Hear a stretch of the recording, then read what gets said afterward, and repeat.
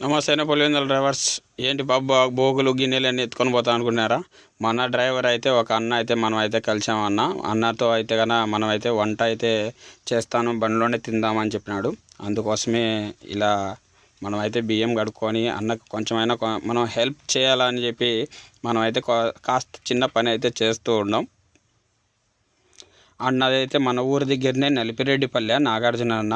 మనకైతే చాలా వరకు అయితే డ్రైవింగ్ డ్యూటీలో చాలా విషయాలు అయితే డ్రైవింగ్ డ్యూటీలో మంచి విషయాలు అయితే చెప్తూ ఉంటాడు. ఎందుకంటే డ్రైవింగ్ డ్యూటీలో చాలా వరకు మనం జాగ్రత్తగా అయితే ఉండాలన్న. అన్న నేనైతే కన్నా మన కోసం పప్పు అయితే రెడీ చేస్తున్నాడు. ఇక్కడ నుంచి మనకు హోటల్ ఏమి ఉండవు కాబట్టి మనమే బండ్లోనే లారీలలోనే మనం అయితే వంట అయితే చేసుకుంటాం.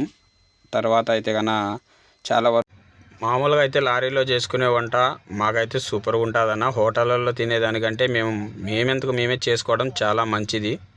మొత్తానికి అయితే అన్న అయితే వంట అయితే రెడీ చేసినాడు. ఫుల్గా అయితే నాకైతే కన్నా ఆకలి అయితే అవుతుందన్న, తినడానికైతే వెళ్తున్నా.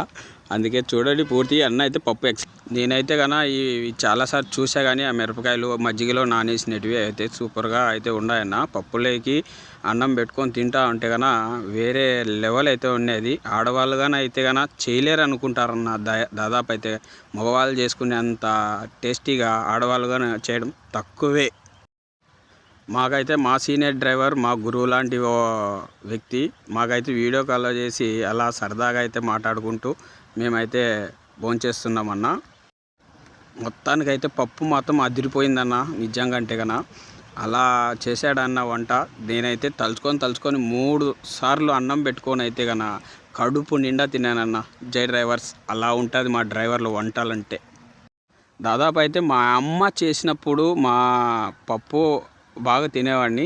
అలాంటి ఈ అన్న చేసినప్పుడు కడుపు నిండా అయితే ఆ మిరపకాయ నంచుకొని తింటా అంటే వేరే లెవెల్ అన్న నిజం.